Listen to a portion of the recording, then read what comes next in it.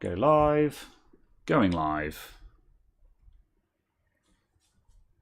Going live. You're live. Good. Good Excellent. afternoon, everyone. Welcome to the show, which is technically Two Guys Talk Tech. I haven't actually set up my camera.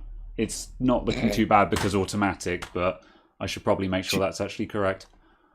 Two talks, YouTube, tech, stats, guys, talk, engage, parlay. The show that's possibly doing more harm than good to my YouTube stats at this point. Yes. It's become too powerful. Well, yeah, literally. So, hello, everyone. Yeah, and what I mean by that is, I was just saying to Caradog, I'm still seeing sporadic comments from people saying, oh, all you guys do is this talk show now. And I'm like, no, there's a video every week, except this week, but I'll get to that. There has always been a video every week, but the YouTube algorithm now only ever shows the podcast. And I'm like, that's exactly what we intended, to cheat the algorithm by going live. However, we're now too live, and the algorithm just only ever promotes the podcast. And I'm like, oh, no, what do we do about this? Too live, too furious. Yeah. Apparently there is buffering. Hold on a sec. YouTube is not receiving enough video to maintain smooth streaming. All right. Yes, there is buffering, even for me. Yeah. Is my internet fecked? No, I've turned everything off. Have I left anything running? There's certainly sufficient internet for me. Yeah. Okay. We are streaming at 5 meg, which is a bit overkill. I am on my YouTube profile, aren't I? Yeah, I'm on the YouTube stream profile. It's fine. Discord! Discord is in streaming mode, so that's fine. Let's mute. Whoops. Let's mute that. Let's just see if it settles. Right. How's it going, everyone? Are we getting buffering? Does it look okay to people? Because YouTube is open widget. What does that do? Does that give me more information? Stream health. Stream status is poor. Is it getting better? We've downgraded to American quality ISPs. Yeah. OBS isn't reporting any dropped frames. Purple Caradog, please. Are you going to make me RGB mode again? No. Your white balance actually looks good today. Yes, I changed all my light bulbs. Ah, good. Let me see. To ones that look strangely blue to me. Like, I'm confused because they're still only like 5000K, but they look blue to me. So I'm like, I think my eyes are a bit broken. 5000 is reasonably 5000 daylight. What? Yeah, daylight is 6500. 6500. Is it that high? Huh. Yeah. Fair enough. So I'm like, I don't know why I think this is blue, but then it might be because my walls are blue and my flag is blue and my ceiling is blue and my carpet is blue. There was a song about this. Yeah. Abadi abadai. Yeah. I'm in need of a guy. No, wait, hold on. Moving on. I'm going to grab my coffee super quick. And the stream has got the amount of time it takes for me to walk 3 meters over there and pick up my coffee and the sugar and come back again to... Oh, okay, it's back to excellent connection again. Okay, I think we're fine. I guess there was a hiccup just because I was doing stuff and setting up still. But yeah, it looks like we've settled out. Good. All right. I'm going to grab the coffee. What is performance? Opening discussion came up. Opening discussion that came up in the contributors room, because sometimes I actually listen to what the contributors are talking about, like I'm supposed to. Hardware unbox, getting shit canned by, Shih Tzu Terrier canned by Nvidia. So I think this could be an interesting topic to talk about. just simply Yes. as a conversational piece. So, Yes, absolutely. Hardware Unboxed, who obviously are a prominent hardware tech channel. I don't watch them myself, but then I don't really watch many people at all, so that's not saying much. They have been... NVIDIA basically sent them an email saying, yeah, we're not sending you samples anymore because you don't talk about RTX enough. So before... Firstly, I'm going to make the opening salvo. I actually did research earlier on today. I was like, okay, I've never watched Hardware Unboxed before, so before I actually cast any kind of opinion, I'm going to watch their 3080 video. So I watched their 3080 video, because I was like, well, let's watch their review of the RTX 3080 Founders Edition and see what they said. And I got... It was a 35-minute long video. I got about 20 minutes in, and they'd done loads and loads of benchmarks and performance analysis and stuff like that. And 20 minutes in, they had not mentioned RTX once. And then finally, I was like, okay, timeline chapter stamps. Do they actually mention it? And there was like a 2-minute segment where they said, oh yeah, we ran RTX on these two games, and it showed a slight increase, but we have a lot more testing to do before we come up with any conclusions. And that was it. So I want to play devil's advocate here and say, yeah, they didn't talk about RTX. I don't think. I can see why NVIDIA is slightly miffed about that. So I'm going to quickly grab my coffee while you give your retort. I'm still listening. Absolutely. If that is the stance that they are taking, that NVIDIA says you must review our products in this fashion, if they are then doing that, NVIDIA must pay for that video to be produced, and NVIDIA must pay for the video to be published. They must pay for the video if they want to dictate what is said in the video. If they are not paying for it, they cannot dictate what is in it. That's not how it works. Yeah. And okay, yeah, well played. Yeah. Also, Gamers Nexus do not focus on RTX performance. They mention it, they run it in 2 games or something like that. 3 games, fine. But Gamers Nexus hasn't had an issue. Is that because Gamers Nexus has 1 million subscribers now? Is that because NVIDIA knows that Gamers Nexus will call them out immediately? Yeah. You know, as they have done with MSI in the past, things like that. I mean, Hardware Unboxed have got 660,000 reviewers. Oh, absolutely. They're not small. No, absolutely. But also, if you look at the views they get in their videos, they seem to have a disproportionately low number of views on their videos. Oh, do they? Currently. Yeah. Well, like, they released a video yesterday and it's on something like 18,000 views, which is a lot of views. But that's not a lot for their subscriber count. Exactly. That's my point. That's why I'm kind of going, I think that's why NVIDIA went after them, other than, like, Gamers Nexus or something like that. So, I don't know. But it seems to be very bad. It seems to be a very bad take to make. To basically say, we don't like the way you're reviewing our stuff, so we're not going to let you have it. Which basically infers that you are correct to review it this way because it looks negative. That's what it says. Whether that's actually what they intended, clearly it isn't, and whether that's what their actual message was, you know, but it's certainly giving the message of, you were correct to review it this way because it shows us up poorly, therefore we're going to stop you being able to show us up. Yeah. So that's how it seems to me. Yeah. See, the interesting thing is that, like, I watched their review, and like, and in a lot of, maybe it was the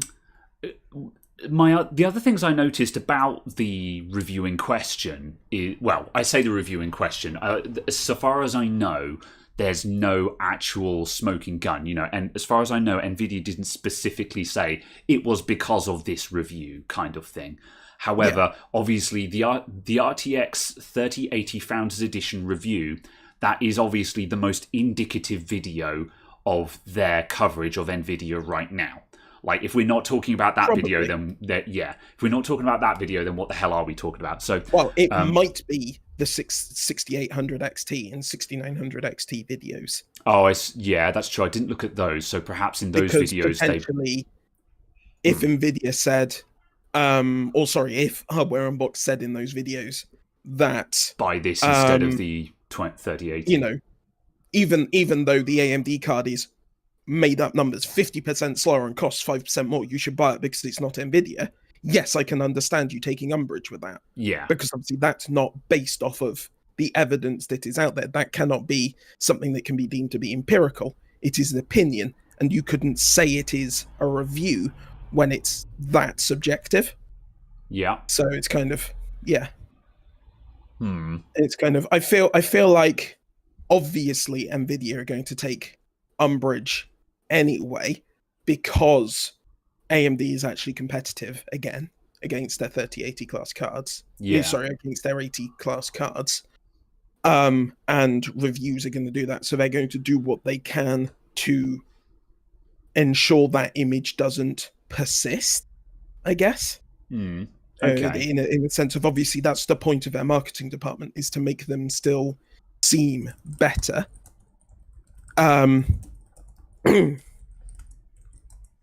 Okay. Yeah.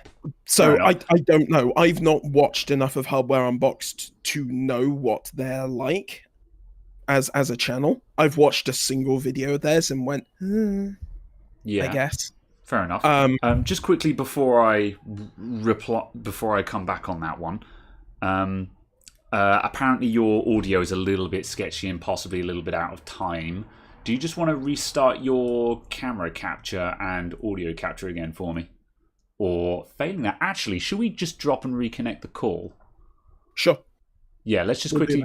Yeah, just because also that might level out because I just saw another buffer at my end as well, and looks like we might still be having a little bit of issues. So 1 sec, I'll be right back. Yeah. Goodbye. Right, and call Carrot Dog Brody. Turn on camera. Pop out. Hello again. Hello there. Also, I realised that Discord moved to its automatically guess what volume it should be at mode. Nice. And doesn't work for me. There we go. Right. Yeah, you're looking smoother and your audio looks in sync to me now. So let's see how that goes. And yeah, I can see YouTube is complaining again. Is my internet just being garbage today? I tell you what I'm going to do. Upgrade to FTTP. Yeah, I'm just going to turn off. There's one of my demo machines is still turned on, and I reinstalled Windows on that earlier on today, and that might be downloading a load of stuff in the background and just tanking the internet. Everything else everything else turned off. Ugh. Oh, right. It is rather warm. Oh, is it just? Apparently, everything has just suddenly gotten better. So yeah, it clearly it doesn't like you being in frame. Rude. Yeah, it sounds like I rebuilt my Corsair 220T yesterday. I would turn the camera around and show you because it looks really pretty now. However, it looks like that was downloading Windows updates and tanking the stream. So I've just gone and switched that off. So never mind. Okay, right. We're back in action. Fine. Yeah, well, that sounds interesting. I mean, if I didn't watch their 6800 videos, so maybe in the 6800 video, they're basically saying this is way better than the 3080, while discounting the fact that the 3080 is probably better at RTX. At ray tracing. And so that might be the key where Nvidia is taking offense there. Although it also bears mention that in the 3080 video, that what little Hardware Unboxed said about ray tracing, they essentially said that because the 3080 it has, I can't remember the exact numbers, but for argument's sake, they said it had words to the effect of like 50% more RT cores or something like that, and then Hardware Unboxed said we saw approximately a 50% improvement in ray tracing. And they said so, and Hardware Unboxed says this seems to show that ray tracing on the 30 series is better just simply because it has a bigger GPU, not because the second generation RT cores are actually any better. It just has more of them. So that might be the kind of wording and language that NVIDIA took offense to. Possibly. However, in any case, though, I do agree with what you're saying. It's a case of, well, if you don't like what the reviewer is saying, then maybe you should give them a load of money to tell them what to say. And like you say, if they're not being paid for it, then they can say whatever the hell they like. And, exactly. That's the point of a review. Yeah. I mean, conversely, NVIDIA are not required to send all the press free 3080s. No, absolutely. But, so, to this extent, NVIDIA have got every right to. But yeah, it does seem like bad optics if you're going to stop sending a sizable tech channel, if you're going to stop sending them review samples because you don't like the reviews they're making. So and it sounds, and given the fact that the YouTube tech community, people talk, they talk to each other, and like we've seen already with there was a tweet earlier on from Jay's 2 cents weighing in on this, basically saying here's the real face of NVIDIA, etc., kind of thing. And it's like, it's entirely possible that NVIDIA have done more harm than good by doing this. And it's no different from when MSI were putting pressure on that other channel and trying to bury their review or whatever. It's like, people talk. You can't just pressure people like this. That's not going to end well. And that does sound like the actual reality of the situation here. Yes, absolutely. It's a case that it seems to be childish. It seems that NVIDIA is butthurt that everyone isn't fawning over them introducing ray tracing and introducing DLSS and introducing NVIDIA audio, what's it, majiggle, and stuff like that. And it seems that they're butthurt that everyone isn't fawning over them and going all, gooey-eyed and heart something. That's kind of how it reads, and it's just like, what? Yeah, and I mean, and to an extent, you're a company. No one should like you. You're a business trying to extract money out of me. I shouldn't like you. I should tolerate your existence, and I should go, you currently make a good product, but I shouldn't like you. And on the similar token to that, like, it's also a matter of like the NVIDIA's technologies with DLSS and ray tracing and RTX voice and stuff like that. They're really rad. Don't get me wrong, they're rad. But like for me, I'm a picture perfect example here. I don't care about ray tracing because I don't play anything ray traced. I don't play I basically don't play AAA games. And I'm not saying that out of some kind of hipster wannabe thing or anything like that. It's just literally the games I'm playing don't have ray tracing. I mean, the closest thing that I play to AAA games at the moment is Dark Souls 3, which is a 2016 game, and Forza Horizon 4, which doesn't have ray tracing. And those are probably and also... I mean, I guess the other high graphics game I would play is Killing Floor 2, which obviously requires a fairly decent computer.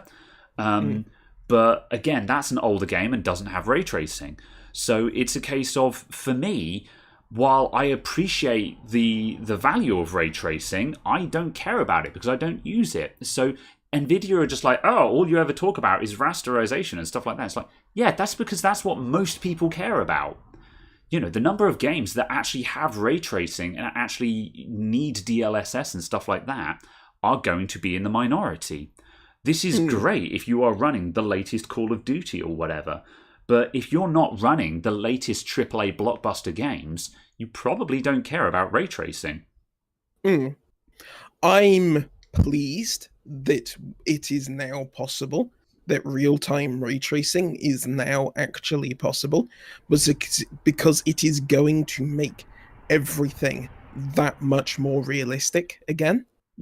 Yeah, don't get me wrong, it's great. It's just... Yeah. It's like, now that we have photogrammetry, photogrammification, mimicry. I can't remember. Realistic textures taken from photographs. Yeah. Ultra high resolution textures and stuff from actual photographs, making materials look real. Because we've now got that, obviously the lighting engine needs to catch up with that. And the other thing it will mean is it will mean that horror games and stuff with torches will actually function. Yeah. Because most games fall apart as soon as they're not brightly lit because the lighting's crap. Streaming. Let's just see if YouTube picks that back up again. Okay, right. And I think we're back. It looks like it. Yeah. Right. Okay, I have... We'll see what that does. Yeah, I've restarted the stream and just dropped down to 4 megs per second, and we'll just see if that clears it up. Yeah, sorry everyone. I don't know why we're having issues today. We've never had issues so far, and normally there's half a dozen laptops running in this room. Nothing. I've turned everything off. Everything is off. So yeah, stream sponsored by NVIDIA. Oh no. So yeah. Right, where were we? So I was going to say the inverse. The stream is sponsored by AMD and NVIDIA trying to shut it down. Yeah. That seems like their current tactic. Yeah. If you can't actually beat them. Also, for the record, your feet. just for posterity as well, because it came up earlier on. Someone said, "Oh, did you get sent a 3080?" I do not get review samples of any high profile stuff. The only companies that I have worked with that have sent me free samples so far have been the smaller budget people like Aerocool, GameMax, and stuff like that. I'm not at that high level yet. So, yeah, as I say, and also for the record, just for transparency, if I have been sent something for free, in the video, I will usually say, thank you to insert company here for sending me this sample or this example. The keyword here is thank you for sending this to me, as in they sent me one for free. So yeah, if it's a if I do get to the point of doing sponsored videos, obviously there will be full disclosure saying I have been paid to make this video. However, yeah, and also most of the higher profile stuff, when I've been reviewing other stuff like Corsair cases and stuff like that, I don't talk to Corsair yet. That's usually stuff that either a customer has bought or I have personally bought. So yeah, but yeah, so yes, right. While we're here, Demony BS, thank you very much for the $10. Good luck, Super Chat. Thank you very much. So far, we seem to be good. Although, interestingly, YouTube Studio has got a green light, and it says... So I'm just going to show this to you at the moment. Oh, no. I guarantee HDMI. it's going to say, stream is fantastic with buffering. Oh, it's just changed. Never mind. Go back. It literally had a green dot saying no data. And however, just as I went to switch to the HDMI capture, it changed to excellent connection. Yeah, so they're listening. They're watching. Yeah, they are apparently. Yeah, they're ready. Okay, right. Yeah. At any rate, yeah. Well, that leads on to a great question from me to you. Go on then. We sorted out your emails a couple of weeks ago and shuffled stuff around. Does that mean you've got back to anyone who said, I want to send you stuff? No. Okay. Although I haven't looked through. I'm not. I need to double check, but as far as I know, no one has been talking to me yet. The last people who I was kind of possibly talking to was, I think it was Sahara Gaming. Hang on, I'm getting a call. Oh, yes. However, I did respond to them and they didn't get back to me after that. So, however, but then what I should be doing is sending them another email saying, hey, are you still interested in working with me? Absolutely. And actually follow that up. So, yes, that'd be good. There is no data, only Zool. So there is no data, there is only law. Yeah. So yes, but again, everything's just on hold right now until something new shot. Yeah, hopefully.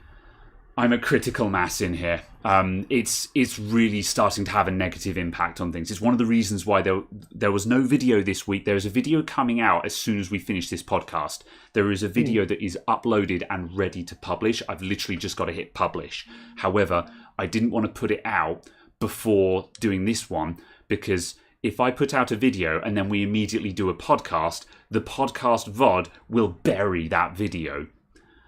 For me, because we do the podcast on a Saturdays, releasing a video on Friday is an absolute no-no. I cannot do that. Which is actually something I kind of want to talk about this with people, but I don't know if there's any value in it, but we'll get back to that in a sec. I guess it'd be something that'd be worthwhile doing, is seeing what the 24-hour stats are like if you were to release a video Monday, Tuesday, Wednesday, Thursday, Friday, Saturday, etc. The problem is it's really hard to tell, because when a video does well or poorly, it's really difficult to identify whether that is based on the content of the video or at the time of release. Because, you know, my videos do vary a lot, and some of the content I do does better than others. And I do, I do often, every now and then, there will be a video that I'll put out there that I know is not going to do very well. However, I've done it anyway because either A, I wanted to make it, or B, it's all I had on hand this week. I mean, like, for example, again, just like one thing, it's something that I should note here is that when we've spoken about other YouTube channels, I've often sort of been like, you know, like, for example, that podcast where we were talking about Jay's 2 cents, and I was criticizing Jay for running out of ideas and saying sort of, oh, it's really easy. Have you thought about building a computer and stuff?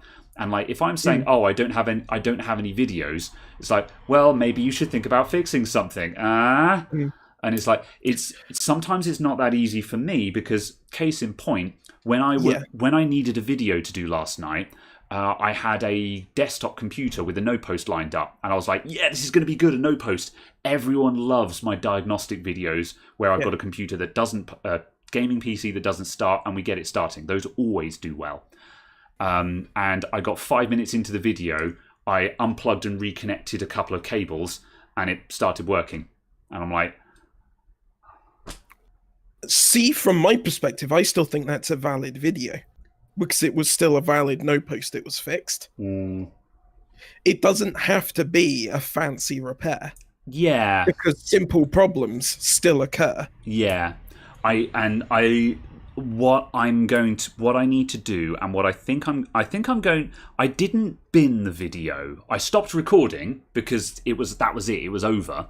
However, I need to start another series of videos, and I don't want to have to. And yeah, I'm just going to start another series of videos, and it's just going to be called Fundamentals, because that's what I call when people say, "How do I get into repairs?" and they're often saying oh, you know, they're looking at motherboard repairs and stuff like that, and they're going, "Oh, how do I get into a repair shop in general?"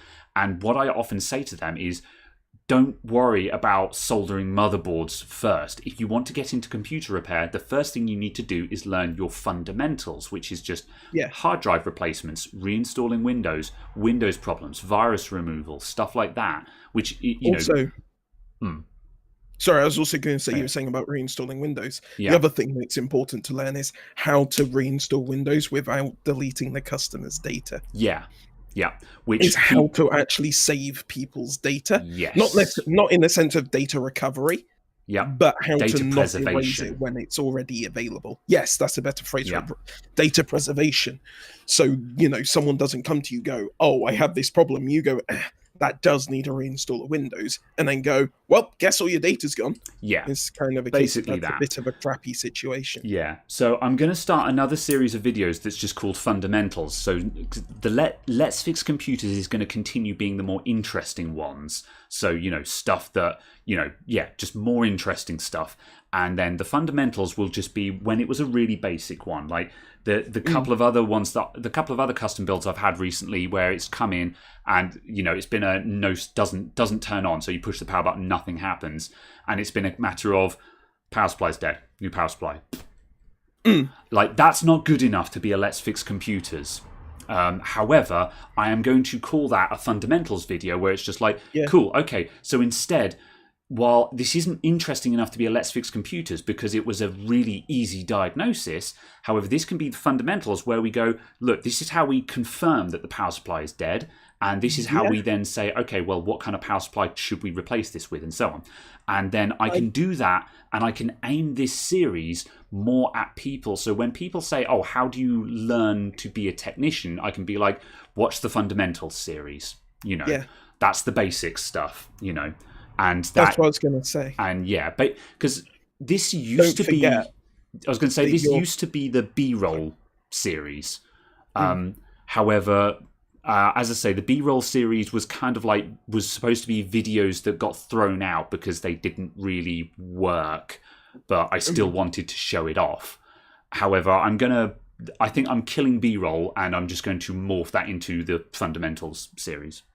Right, I'm done. I was going to say, don't forget that you're looking at this with someone who's got a YouTube channel that's several years old. Yeah. And also someone who's been running his own shop for 10 years, working in IT for 15. Yeah. So it's a case that diagnosing a faulty power supply is actually really hard when you don't have a bunch of other stuff in the shop to test with as well. I think that's also the other thing that could be quite useful, is kind of going, how can I at least increase my suspicion that it is a faulty power supply when I have no parts to swap out with? Yeah, that's true. What can I do to increase my suspicion that it's a faulty power supply, so I'm not spending money on parts that aren't more than 50% likely to be faulty? Yeah. How do you get to that 51% certainty that yes, it's the power supply? Yeah, I do definitely want to. I'm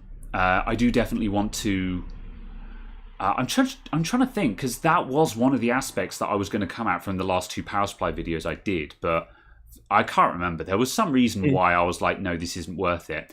Even though, because as I say, that's something I want to do, is to be doing repairs from the perspective and say, because this is something that often annoys me about the comments, is I often get people in the comments going, oh, why didn't you use insert piece of lab equipment here? Like classic point, thermal cameras and stuff like that. I'm like, the reason why I didn't use that is because people at home don't have that equipment. Yeah, absolutely. That's like, when you're doing a data recovery video and you're just like, so then I turned to my $30,000 data recovery machine. It's like, people don't have that at home. What's the point in a video like that? You can do a showcase video to show what kind of equipment is out there. That does have value. However, if you're trying to train people, I think there's far more value in training people to work with extremely limited equipment. If possible, as little equipment as possible, so it's more likely that you're showing someone steps that they can take when they're at home on their bedroom floor. Have you ever found a faulty PSU that has had a missing rail, a rail at a dodgy voltage, or anything like that? Power supply testers are garbage. There, I said it. I don't trust power supply testers at all. Because I was going to say in the same thing. I've never seen one give me useful information, ever. I've picked up 2 of them because they were on like super special sale for like £6 or £7. And I was like, cool, I'll buy them and see what they do. Both of them have told me that PSUs which are dead, I know are dead because the machine will not post properly. Yeah. But swapping the power supply, magically it posts. Yeah. And they say, this power supply is good and works. And I'm like, oh.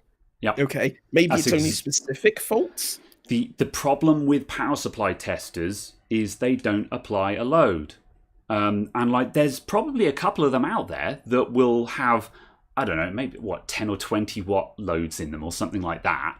Just so there's something. However, the thing is, this is a computer power supply. A typical computer power supply is knocking out anywhere between 300 and 700 watts. Lighting up a couple of LEDs doesn't prove jack. That doesn't tell you anything. And the fact that, and I've got I've got a really good video in my B-roll series, actually, that I should have made that into a Let's Fix Computers, called Spinning Fan Does Not a Working PSU Make. And that video shows 2 examples. It shows a desktop PSU that turns on a computer, makes all the lights come on and all the fans spin, but not post. And that power supply would count as a pass on basically any PSU tester I know of, because it can start and light everything up. And certainly any of the testers that aren't like £5,000 or £6,000. Yeah, exactly. That's when you're getting onto lab grade equipment, obviously, though, Yeah. which is a different kettle of fish. And the other one was a laptop power supply that when you unplug it and you jam your multimeter probes into the end of it, it showed 19 volts. But when you plug it into the laptop, which is not shorted, the voltage went boop. So as soon as there was a load on the charger, the voltage tanked. And that was conclusive proof that that putting your multimeter probes on the end of a laptop charger and seeing 19 volts doesn't mean that the charger isn't faulty. I have seen them be faulty and still output 19 volts, but as soon as there's a load there, it sags. It's not common, don't get me wrong. I still do the multimeter test on most laptop power supplies because most of the time when a charger dies, there'll be no voltage coming out the end of it. I had one yesterday that was telling me it was minus 2 volts. So, I don't know how. I don't know how it was saying minus 2 volts, but there was minus 2 volts on a laptop charger. But the point is that, so I still do the multimeter test, but the point is it's not an acid test.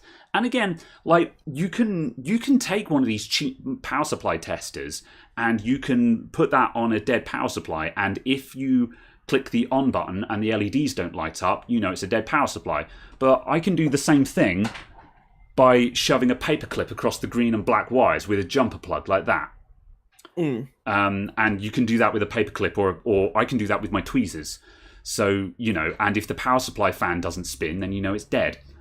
Assuming it's a power supply where the fan should spin, yada, yada, yada, So that's the reason why a lot of these, you've got to take these tests with a fistful of salt.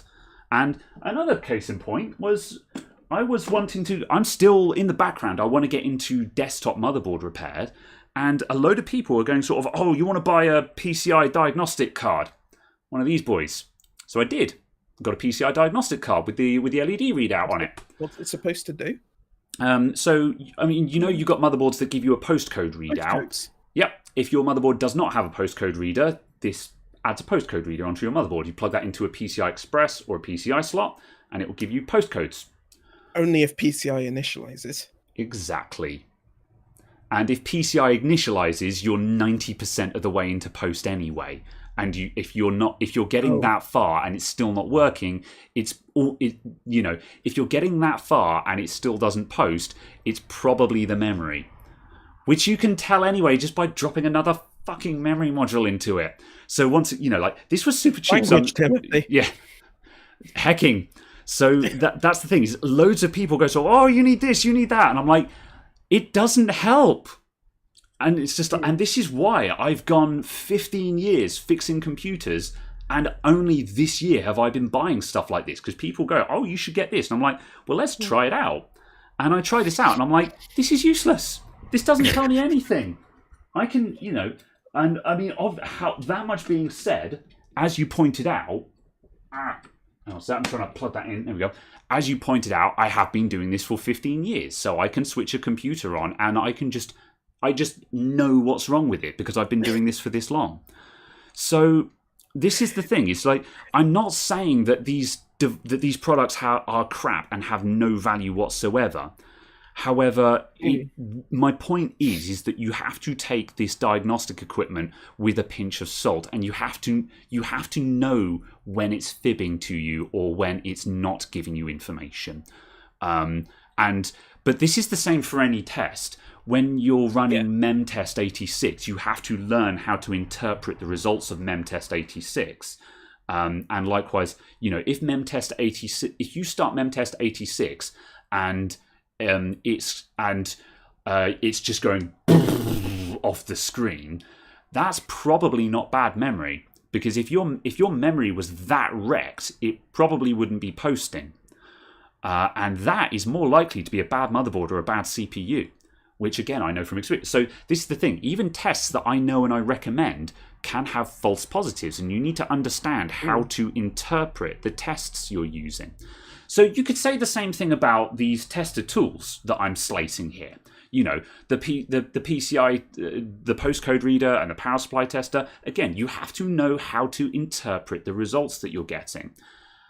But that much being said, if I can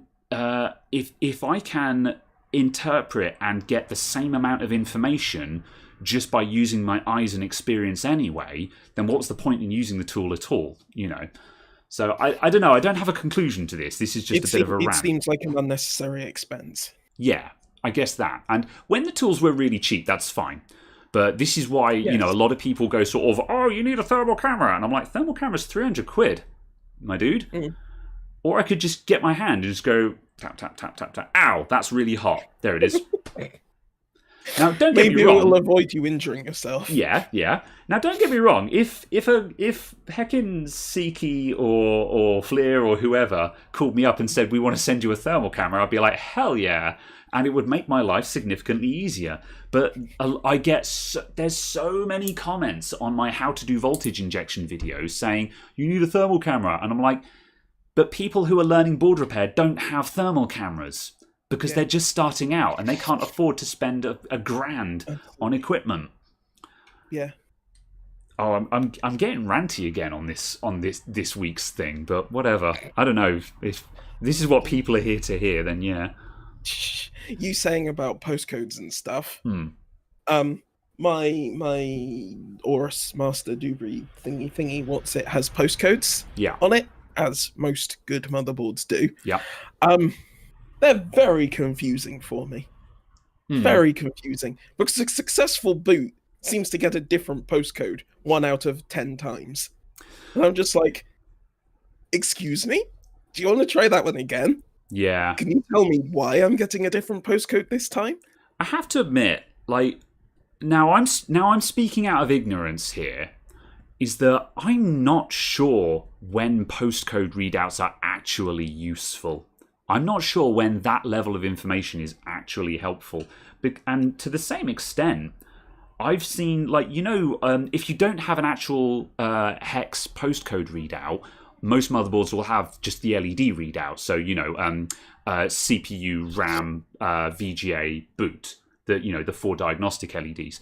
And I've seen motherboards with incompatible CPUs get stuck on RAM, on DRAM, where the postcode indicator is clearly saying there's a memory fault, when actually the problem is your CPU is not compatible with this motherboard because it needs a BIOS update or something like that. There is a memory fault. The memory controller can't communicate to the RAM because it's an incompatible BIOS. Yeah. However, again, that's still a RAM fault. Yeah. So to that extent, I have to admit, I'm not saying that it's not worth having these things because, obviously all information is more information. But I think people do overestimate the value of some of this diagnostic stuff, like postcode readouts, where I'm not convinced that the amount of information they give is actually helpful. I think it depends on the level you're operating at. Yeah, and also, like the point Budney was just saying overclockers love them, and that seems to be where... That's what I was about to say. Yeah. I was about to say, watching a Buildzoid video where, on one of them, where he was overclocking a fresh kit of RAM, and he just went, oh yeah, postcodes, oh, it flashed to 55, right, it failed training, fine, we're going for different timings. And it's like, when you're at that level of arcane, and you're just looking at the postcode, the cycle that it's going through, and the numbers it's flashing through, and you go, oh, that flashed up the number for a failed train. Fine, okay. Yeah, I think if you've actually memorized the codes, then it's helpful. Whereas for me, if I were in that position, I think, if I had a no post and I had postcode readouts, by the time I've actually gone and looked up what the hell 55 is, I could have just grabbed another stick of memory and been like, try a different memory, and then gotten results from that instead, So yeah, it's horses for courses, I guess. But I think I don't know. I don't know where I'm going with this conversation. I guess the only thing I want to say is just to people is just beware when someone says sort of, oh, you need this, you need that, you need this, that, and the other. And it's just like, be careful, because sometimes you have to you need to get into it and learn what is useful to you and what is useful to your situation, I guess. Beep codes are quicker. Yeah, beep codes, I like beep codes, but they, in a way, they can have a similar issue in that by the time you've actually looked up what that specific beep code is, you probably could have just tried something else, like reseating the RAM. But then on the other hand, beep codes, I've said it before in a video, and 9 times out of 10, any kind of beep code is going to be memory related, because anything else and the board would not have gotten as far as giving a beep code, in my experience. Like CPU errors, normally you won't get a beep code. if they were all standardized across all motherboards all of the time, I That think would they help. would be. Yeah. I think they would be more useful. Yeah. And also, I don't know if postcodes are standardized across all motherboards, but assuming that postcodes are standardized across all motherboards, it makes them a lot more useful then. Yeah, I think it's very Because they're common because, standardized. yeah, because obviously it's not so much brand per se, but um, who is doing the back end BIOS stuff, because obviously a lot of BIOSes are still done by like Phoenix or Winbond or Inside and stuff like that. Amiga Megatrends. Yeah, that's right. AMI Megatrends. Yeah. So that's the thing, is that I think that for that reason there is a lot of patterns in them. But yeah, I don't know. It's certainly different enough to be annoying. Yeah. So. Oh, absolutely. I wouldn't in any way say that it isn't annoying that they are different, but yeah, it is kind of that thing where you're just kind of going, Yeah. If these were standardized, it would simplify this a lot. So yes, agreed. Yes, I think we can move on to the topic that has plagued most of 2020, which is a case of stock and supply. Yes. Do you have things to say only about because it? someone mentioned it, Okay. and Yeah. just a case of reissuing in the sense of, I don't think we're going to see any real shifts this December. I think we're going to be well into January before we see much in the way of changes. Agreed. Just because of, again, I'm only using Scan UK's numbers. I don't have the other numbers from the other retailers who are selling them. Yeah. Because However, I can't remember which Scan other retailers. Scan are one of the largest UK suppliers, so they're fairly indicative of the state of play, I think. Yeah, absolutely. The other thing that I just want to comment quickly on is the supply of the Radeon 6000s. Yeah. The fact that Scan, on its daily updates, still basically hasn't done a daily update for the Radeon 6000s, because they've said there hasn't been one. Yeah. Yeah. Basically, if there were any cards, we would have sent them to people. Yeah. If there were cards we could sell, we would have sold them. We literally haven't got any. Have the partner cards been released yet? I know there's reviews coming up. Scan didn't get any. Just no partner cards at all. Yeah. Yeah. So, like, if Scan didn't get any, there were none in the UK. I think that's a reasonable assessment to make, isn't it? Yeah. There were so few as to be irrelevant. Yeah. And it's just like, that's not good. Yeah. That's really not good. Good. It's also, there was a whispering I saw from somewhere, and I can't remember where I read it, that the 6000 series, the AMD specific ones, so the AMD Founders Edition ones, to use NVIDIA terminology, have already been discontinued. Discontinued? So they're only doing AIB editions. I mean, I suppose the Founder Edition card, or that is supposed to be a launch thing just to kickstart things, isn't it? So that it's understandable that would have a short product lifespan. However, you'd think that they would at least wait until the AIBs had actually ramped up. And it sounds like AMD just said, yeah, just make 1,000 of them and she'll be right. And basically, that's what it sounds like. Yeah. So that's a slight oof on that front for me.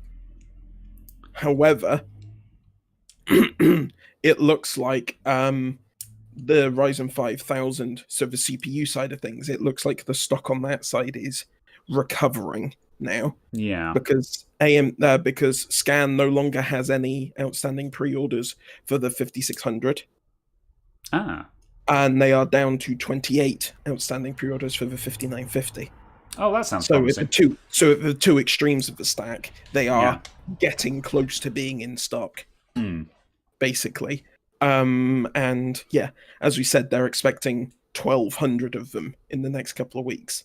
So it's a case of the stock is recovering on that front. But it's obviously still a case that there's still, 1,000 pre-orders remaining, and they haven't just cleared them. So it's kind of... Yeah.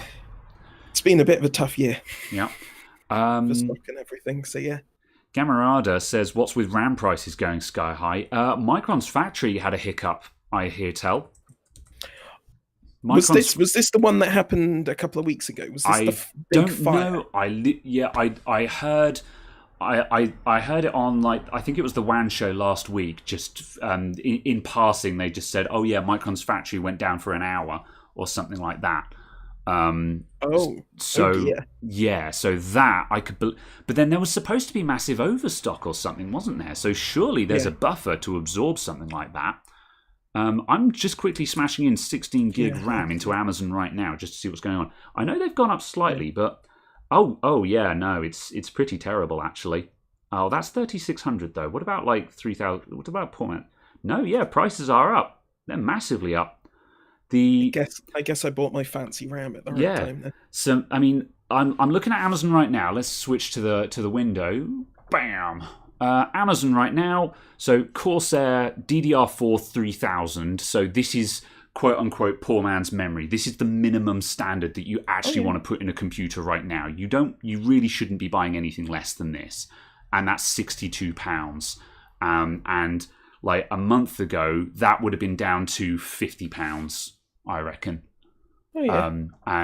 So that's up to 62. And if I scroll down a bit further, so now if I look for there's some 3400. So some what I would call a quality build, where it's just like it's not money no object, but you're looking to get the recommended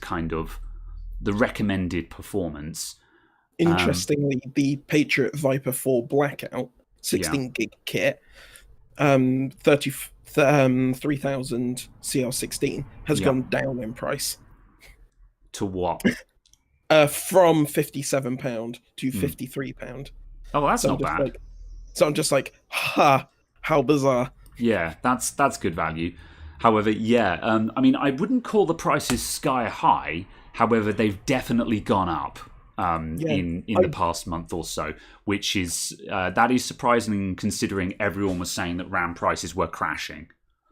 I wonder if that's because those cheap memory kits were using mostly Micron. What? Yeah, maybe the supply of cheap chips has all suddenly vanished. Well, the supply of because Micron don't make as good chips as the Samsung B-die stuff is. So perhaps we'll see more like C-die and D-die. I think it's D-die stuff from Samsung at the lower end, just because Samsung's obviously still chucking them out. So you might see a proliferation of that. We might see a couple of new model numbers pop up just with Samsung chips as opposed to Micron chips in.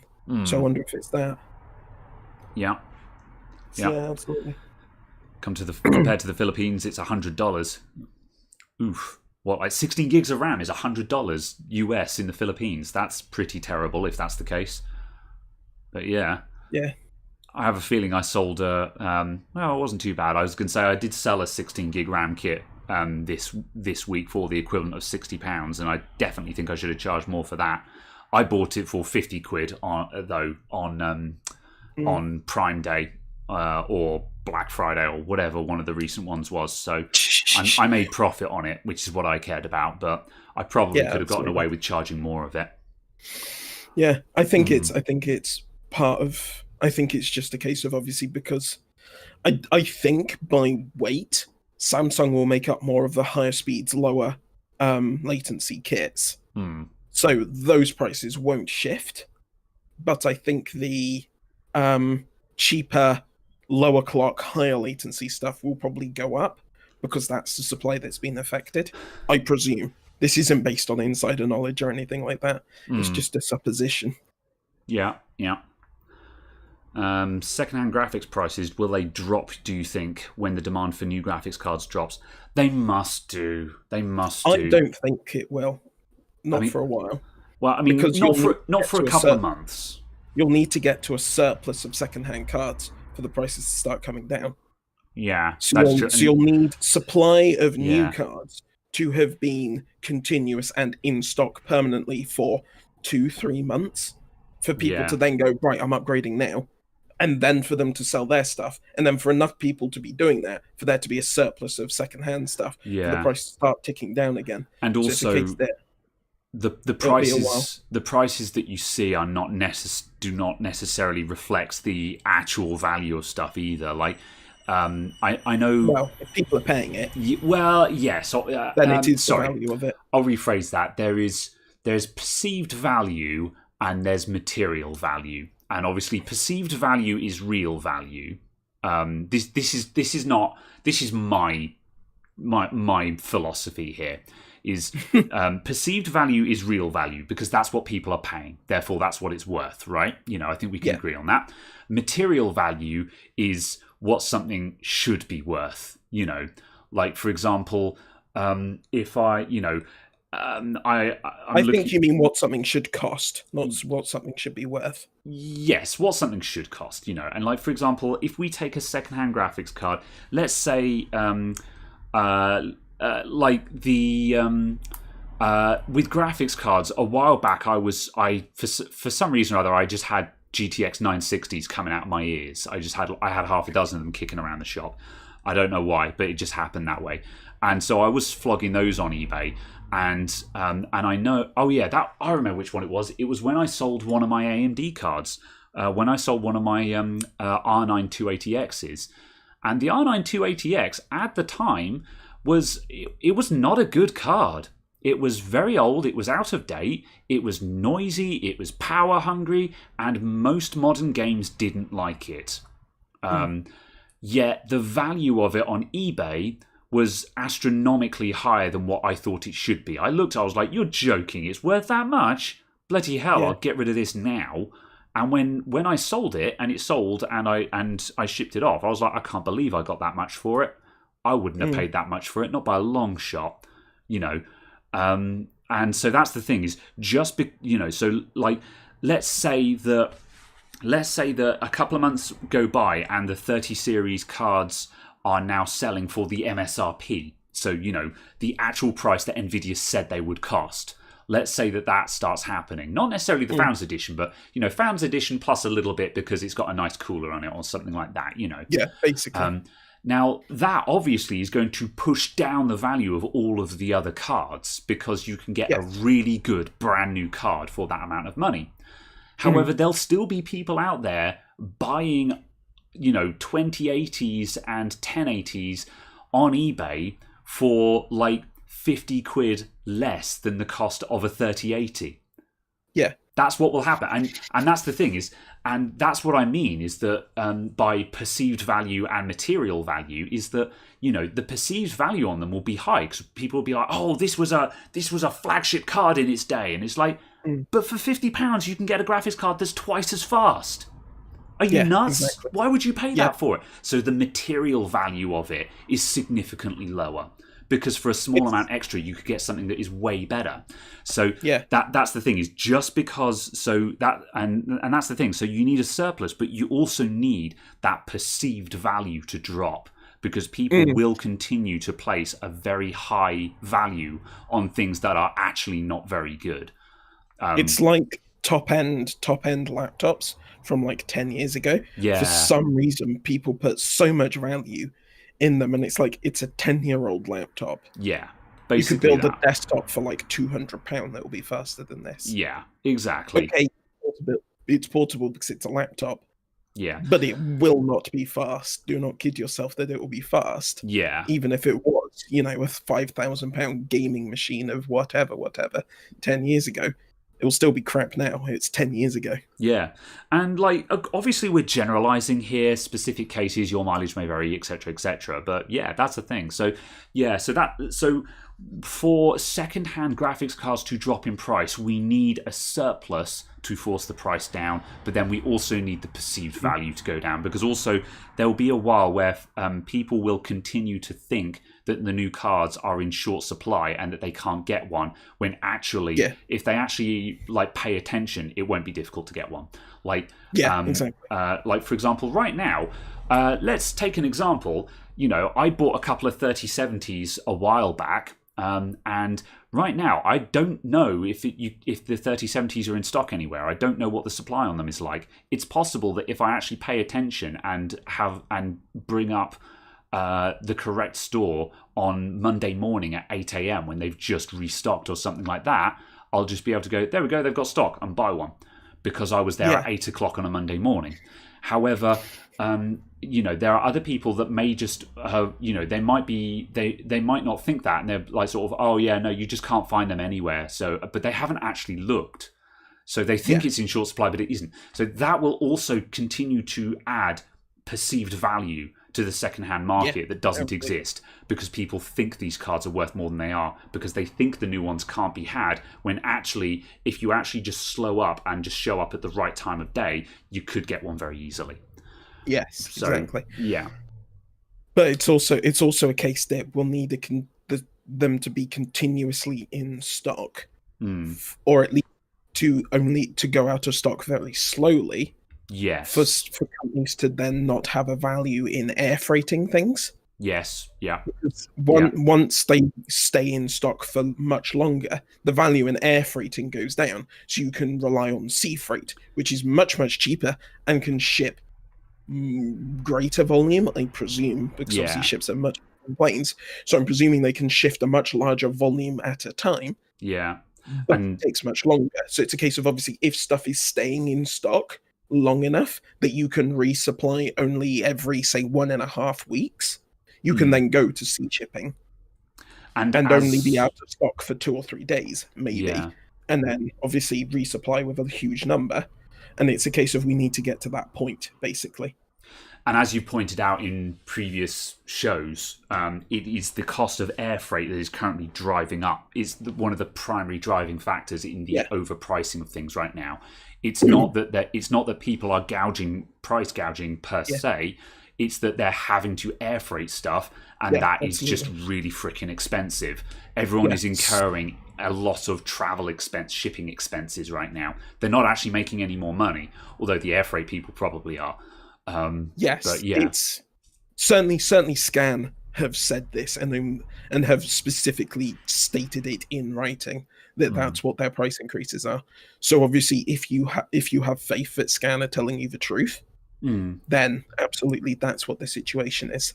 And I certainly have no reason to disbelieve Scan. Scan don't seem to have a motive for lying about anything. Certainly not at the moment. Yeah. On a similar note, because we're discussing purchases and stuff like that, just Spud Nugget said, "Oh, are you going to update the chat on the SSD adventures?" So I guess I'll briefly point that out in just a cautionary tale of things that are too good to be true. I think it was it last week that I told people that I bought 19 SSDs on eBay? Yeah. So last week I bought 19. I paid £1,140. So that's probably about $1,400 I'd imagine, something like that, for 19 1 terabyte Samsung SSDs.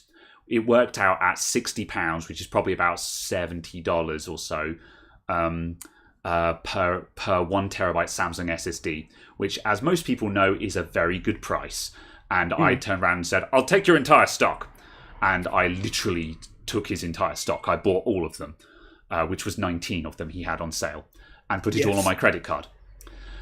So then on Tuesday or Wednesday, I think it was, I thought, I should probably check how my order's doing for those. So I went to eBay and I checked my order history, and it said, this listing has been taken down due to suspicious activity. Alarm bells began to ring, and I very quickly began to dig into my eBay control panel, and and I had a message from eBay saying, I need to bring it up and quote it because this message defies belief. Hang on a minute, I'm bringing it up. It certainly defies English. Yeah, literally. Messages. I need to make sure I quote this correctly. Right, here we go. Right, have I got any personal information on screen right now? You had a censored screenshot in Discord. Yeah. Oh, it's got item details. Oh, order ID doesn't exist anymore. So yeah, I think this is safe to show. So yeah. People are gonna hack for your eBay account. So we had to cancel your recent order. Unfortunately, due to concerns, the item listed below has been removed from the site. This won't interrupt your order. But if you have any problems, you're covered by eBay's money-back guarantee and can request a refund. So for more information, see this. So order number, TD order ID, doesn't exist anymore because the item has been deleted. The item details, this does not work because the item has been deleted. And I think I now understand the English they were attempting to use in the message. What do you think the hell they meant by that? We had to cancel your order. This won't interrupt your order. Go back to it a second. What I think they meant was, we believe this listing was suspicious, not your purchase. Yeah. The listing has had to be removed because we think the listing was misleading. Yeah. However, the order isn't inherently suspicious, therefore we are not affecting it. However, we had to cancel your recent order. Yes, I think that's what they meant, was the case that the listing was suspicious and we have had to deal with the listing, but the order you have already placed is not suspicious. I think that's what they meant to say, and they said that if the listing was accurate and they are going to actually send you an item, this does not affect this. Yeah. I think that's what they were meaning to say, but it very much wasn't what they actually said. Yeah. Suffice to say, I very quickly filed a chargeback on my credit card. And however, in all fairness to eBay, before that chargeback actually went through, because I actually called up eBay. I was like, no, I'm not filing a dispute for this. I'm calling eBay. This is, there's over £1,000 on the line here. I'm getting on the phone to someone and saying, what the hell is this? So I called them up, and a nice man with an Irish accent was just like, yes, just click on this and then just click on cancel the order. And I was like, what do you mean just cancel? I want you to cancel this. I want you to refund me right now. But at any rate, a day later, it went through, and they said, we've refunded your money, and the money has now hit my credit card. And I literally just checked before I started this conversation, and yes, I have now been refunded. But yeah, and I bought a lot on eBay. I buy most of my spare parts on eBay because that's where all the spare parts sellers are. But I've never had an interaction like that before, and I don't know what the hell. Oh, really? I fully expected those SSDs to be grey market imports. However, I don't know if the guy was literally going to ride them in on a speedboat himself and got caught by the Gestapo or something. But suffice to say, I never got a message back from him either. So, that was my SSD adventure this week. I've had similar messages about when I was trying to buy 1080 Ti's. Yeah. So I was looking at several 1080 Ti's, where some of them had been listed as, I think it was spares and repairs only. I think some of them were like secondhand, not working. That really weird category, where it's like, this is secondhand and broken, but it's not spares and repairs. And I just messaged on several of them. And then, like, a couple of days later, I got messages from eBay saying, we have removed this listing due to suspicious activity. And I'm like, oh, okay then. And I think it was a case that they were inferring that the cars are being stolen. Or something, that they were selling stolen goods. Yeah. Because, they were selling these parts for, £200-300 below the then value of them. I mean, that would explain what the SSDs that I was buying might have been. I was assuming grey market import, but stolen goods would actually fit the bill very nicely as well. Because even if they were grey market imports, I had been scratching my head going, how are they that cheap? Because the thing is even if they were grey market imports, now is not a cheap time to be shipping stuff around the world. So, Yeah, exactly. like, if it wasn't 2020, then I would just, because like, I haven't done this much since I started buying everything from Amazon. But before I used to buy everything from Amazon, I actually bought SSDs on eBay quite often because they were competitively priced and they had free shipping instead of paying £8 for next day delivery from Scan or Overclockers or somewhere like that. And every now and then I would buy some very well priced SSDs and they would show up and they would have the Taiwanese box on them or something like that. And I'd be like, oh yeah, someone shipped these in a briefcase kind of thing. But it's like, it's the same product. It's just in a different box. Who cares? You know? Yeah. It's not counterfeit. It just, someone did, it just, let's just say that there was no VAT on this, you know? Which it's is not counterfeit unless it's got an Apple logo on it. Then it's definitely counterfeit, even if it's sold by Apple. Yeah, pretty much.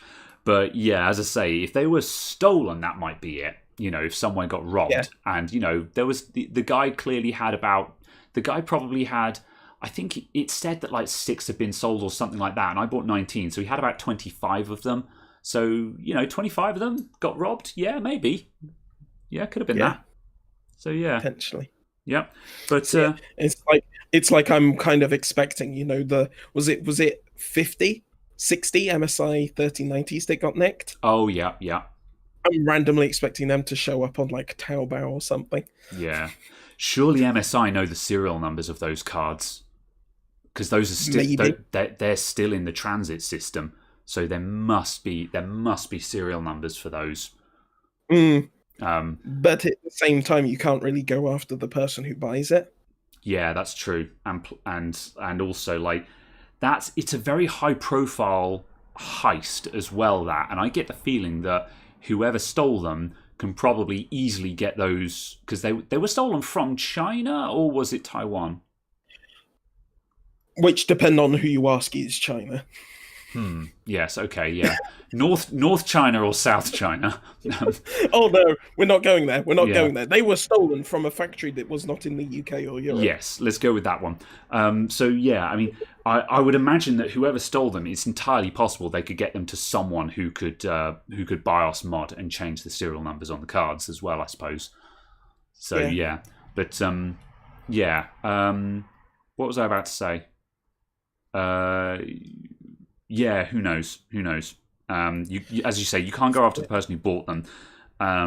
But yeah, I'm sad about it though, because as I say, if those SSDs had actually showed up, I would have been paying £60 each, and I'd have been able to sell them to customers in repair computers at £100 each, and I'd have easily made £2,000 back from my £1,100 investment. That would have been an amazing money spinner, and selling them at £100 each would have been the going rate as well. That wouldn't have even been ripping people off. I'd have made a cool £800 off of those, no problem. But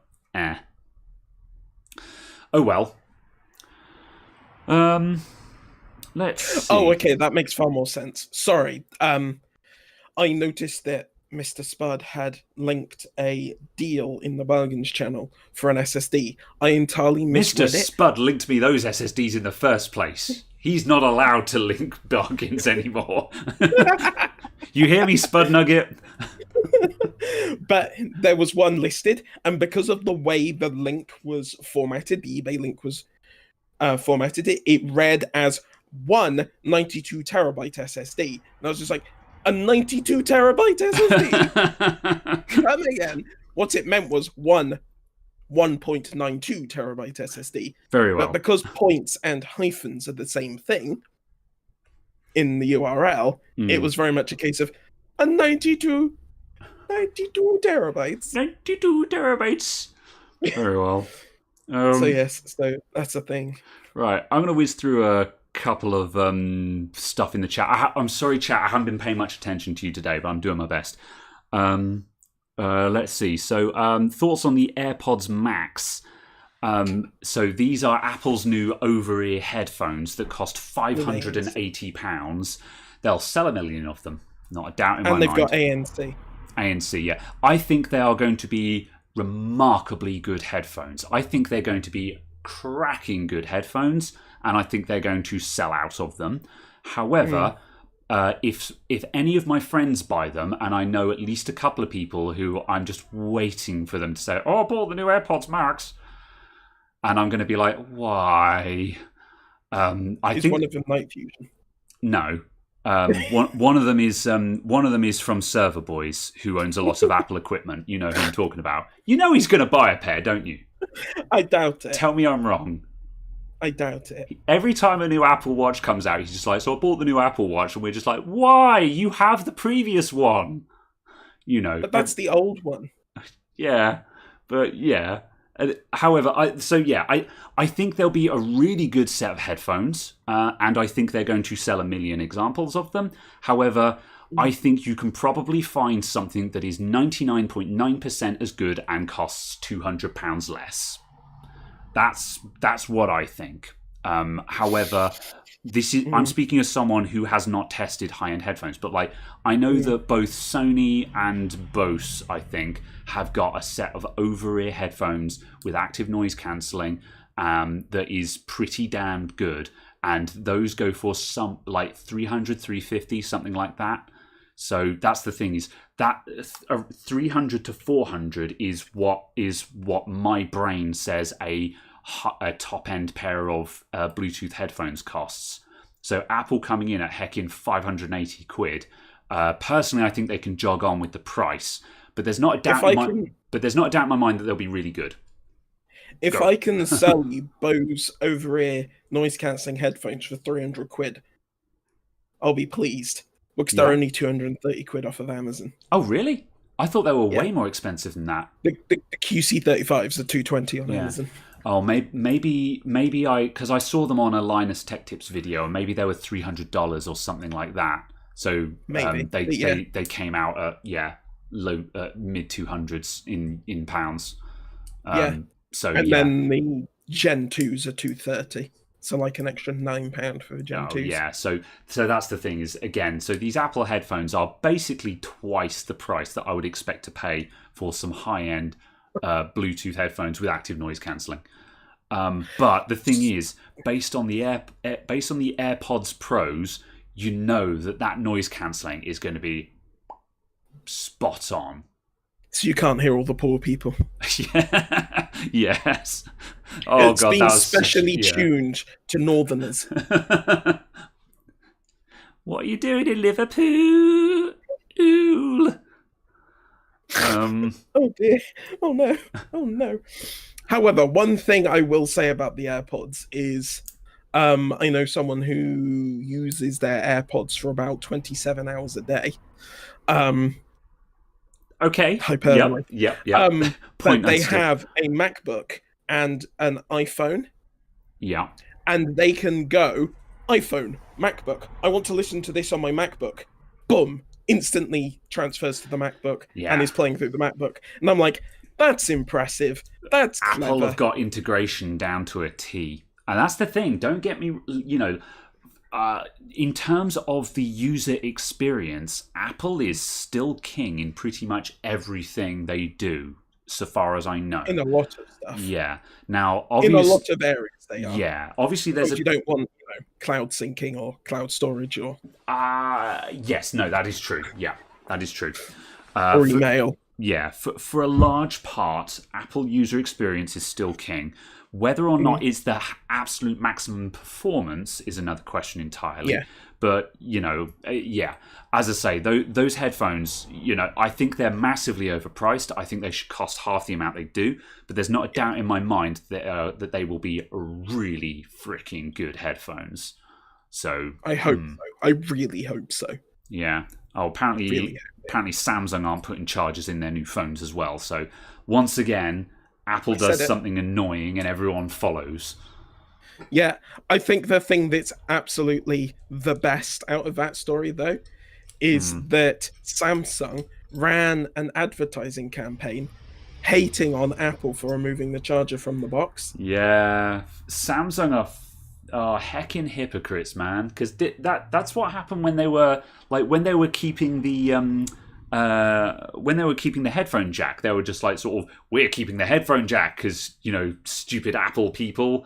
And then they took off the headphone jack on like the next generation of everything. and yeah, just like Samsung are full of it, man. I mean, it's good advertising, obviously. Yeah, yeah, It's just kind of a case. It's just like, oh, really? yeah, Again, you do this again, yeah, yet again. We have more of this. yeah. Uh, Let's see. Also, just a quick thing pointing in. Earlier on, Rumbarak said Fantex P500 will hit Case King. I've got a P500A sitting in my back room. I've had it for about a month or two. I haven't gotten around to sorting it out. I haven't gotten around to building and reviewing it yet. I will get it sorted. I'm just in...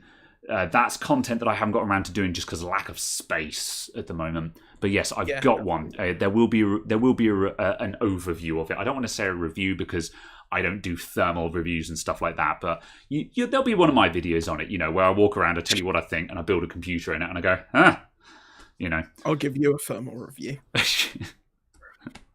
Yeah.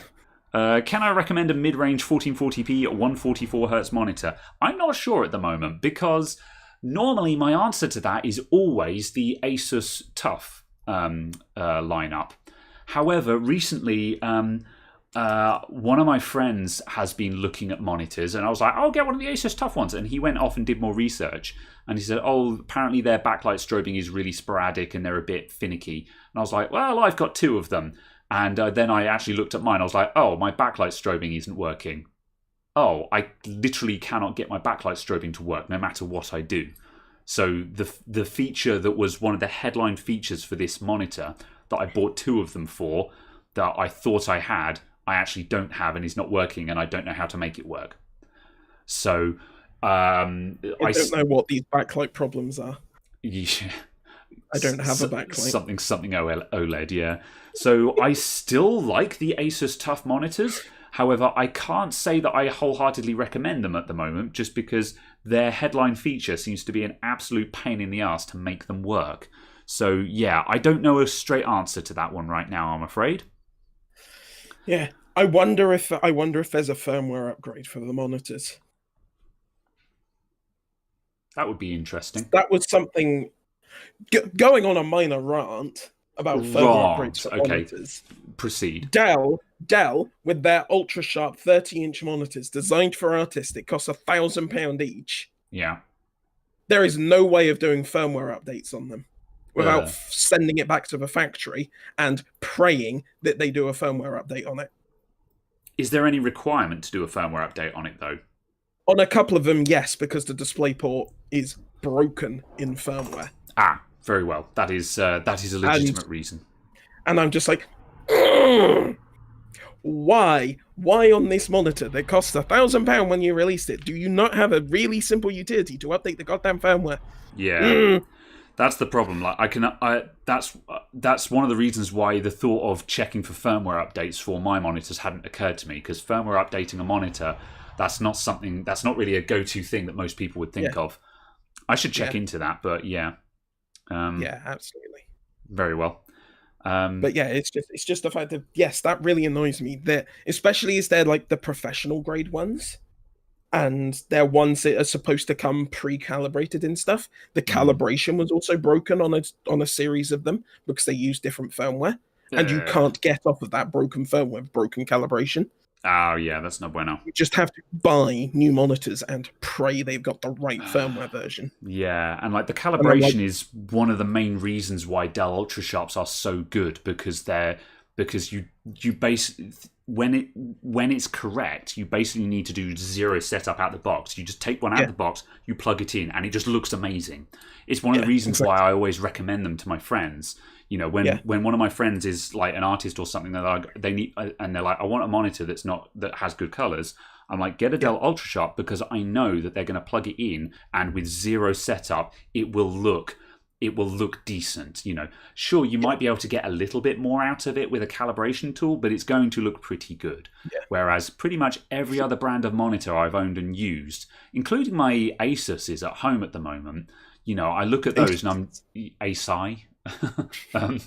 I look at them and I'm like, you know, they're tolerable, but I'm like, I'm pretty certain if I actually had a spider on these, I could get these to look better. You know, so I'm not confident that they are correct. Whereas Yeah. my Dell Ultra Sharps, whenever I would turn those on, even after resetting them because I'd screwed up some preferences or something, you'd look at it and you'd be like, that looks great. Just straight away, that looks great, you know. Yeah. So, yeah. Absolutely. And also, yes, we do park our automobiles in the garage. Right, quickly rolling back a little bit to some chat stuff. It's a vehicle. Yeah, a vehicle, yes. P500A, so yeah, there will be a video about that, and I actually built in a P400A recently, and which is the smaller version. And the P400A, there will be a video on that coming out in the next week or two. It's been waiting editing. And P400A looks really nice, but it has some really annoying quirfles. Basically, you can't top mount a radiator in it. Quirfles. Yeah, quirfles. And you can't top mount a radiator in it, which is garbage as far as I'm concerned. Considering top mounting is is the current meta for AIOs. But whatever. So that's that. The thing I would also just be careful of is making sure that you specifically list the very specific model that it is, because there is the P400, the P400A, the P400 ARGB, the P400 digital. They're all going to have the same basic chassis, though. The differences will just be front panel and what they're supplied with. Sure, but it's just a case of just make sure you're careful on that front, just because there are a whole bunch of them that are very, very similar in name, and it's just like, can we not? Can we stop with this? Yeah. Can we add some numbers, maybe? Well, that's the funny thing, is just the video that's coming out later on today is for the Corsair 4000D. And one of the things that I praised that case for is that it's actually a new design, where there's a lot of cases at the moment which are just refreshed cases. They're like, again, classic example, the P400A, which is a darling case to a lot of people at the moment.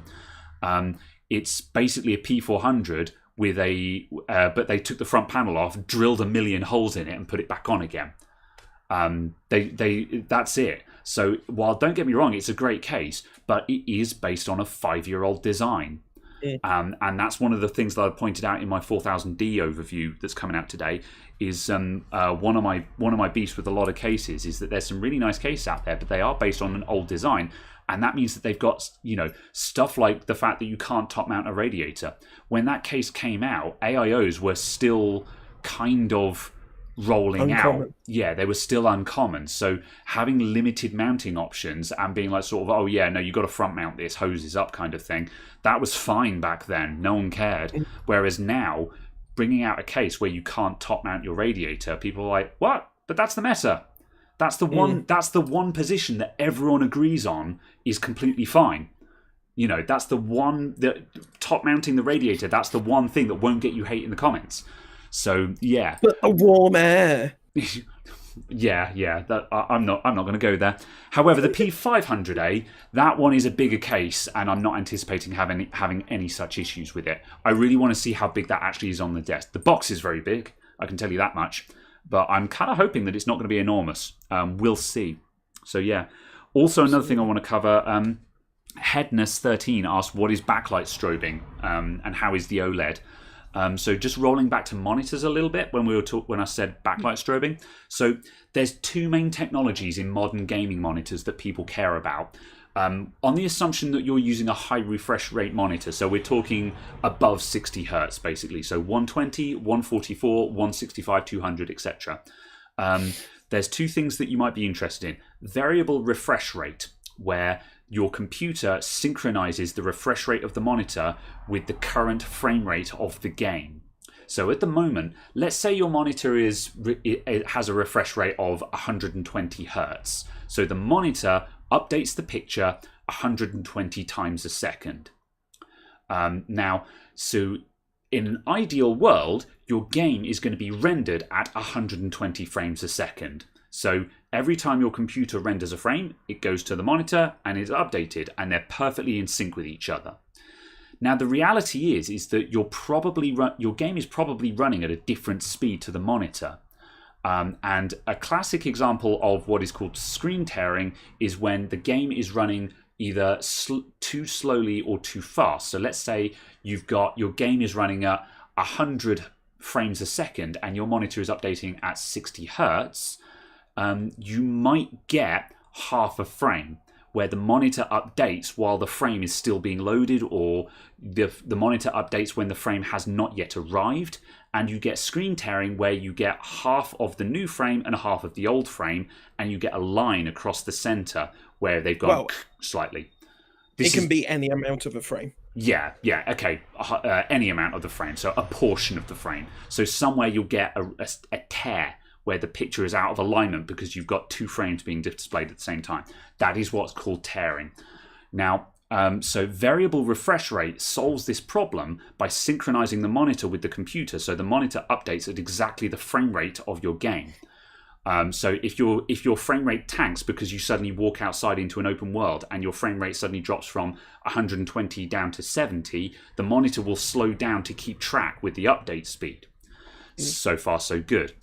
Now, the problem is that there is another issue. With very high refresh rate monitors, you often get a bit of smearing, which is caused by either the LCD not being able to change as fast as it's being uprated, because obviously the pixel can only change color so fast, or just simply your eyes not being able to see that kind of update speed. Yes, I was going to say, in my understanding, the backlight strobing is to deal with the human eye problem, not the actual monitor problem. Mostly the human eye issue, yeah.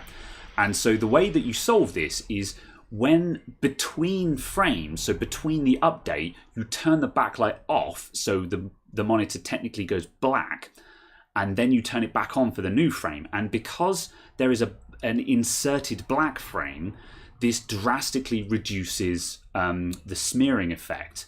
So the backlight is strobing with the update speed, and that's backlight strobing. Now, the problem is you kind of want both these, but having backlight strobing and variable refresh rate at the same time is more or less impossible on the vast majority of monitors. However, Asus, with their ELMB, which is their backlight strobing technology, claim to be able to do variable refresh rate and backlight strobing at the same time. But it seems to be a bit of a party trick to actually get that to work. So that's the problem here. Are you via DisplayPort? Yes, I need to try it over HDMI because at the moment on my monitors I've got ELMB, I've got the option there, and when I select it on the monitor and I go turn on ELMB, the monitor blinks and then it's off again. So the option is available to me, it's not locked out, it just won't turn on. So I need to try connecting one of my screens via HDMI and see if it will work there, just to see if you have to be in HDMI in order to have both at the same time. But yeah, Caradog doesn't have this issue because he has an OLED TV in front of him where it doesn't have a backlight because it's just small LEDs. So you don't have an issue with... Do you get an issue with smearing? Is that a thing with OLEDs? Because human eye? Yes, because of the human eye. Yeah. But because the pixel response on OLED is effectively instantaneous compared with human reaction time, you don't get the same type of smearing. Yeah. So even with playing with my screen, it's 60 hertz. It feels much smoother and much better than other screens at 60 hertz because it's that near instantaneous pixel response. By comparison, it feels like you've gone up to a high refresh rate monitor just because of that lack of smearing and some because OLED. And then obviously you go up to 120 and it just feels better. I can imagine that just simply because I've had this issue with IPS monitors because like my old Dell Ultra Sharps were pretty good IPS monitors. They were only 60 hertz, but they were very good IPS panels with a pretty good response time. However, my laptop has a really cheap IPS panel in it. Because it's a laptop, and it's got the amazing viewing angles, and it's got it's got reasonable color accuracy on it. But my God, it blurs like something that blurs a lot. I can't think of an analogy for this. However, it's got a lot of blur. You know, when you actually scroll, it just goes smear, and it doesn't matter because it's a laptop. Who cares? It's not a gaming monitor. However, as I say, the smear on some LCDs can be horrendous. So I can imagine with OLED that has instantaneous pixel response, I can imagine that looking really crisp and you more or less not caring so much about blur, because obviously there's only so much you can do to overcome the human eye anyway. So, yeah, absolutely. Yeah. The only thing, the one thing I am reasonably interested in Blur's seeing... like Song 2. Yeah, there you go. is seeing is with 120 hertz refresh, if I can get effectively 60 hertz image updated at 120 hertz with black frame insertion from the video buffer. Okay, yeah. So if there's some way of hacking that around, so you force the computer to render at 120 hertz, but every other frame it renders is just a black frame. That'd be interesting. Because that would be interesting to see if it makes any difference. Yeah, because I definitely think, and assuming that you're mere mortals like us and you're not a competitive gamer at the top of their game, high refresh rate isn't like...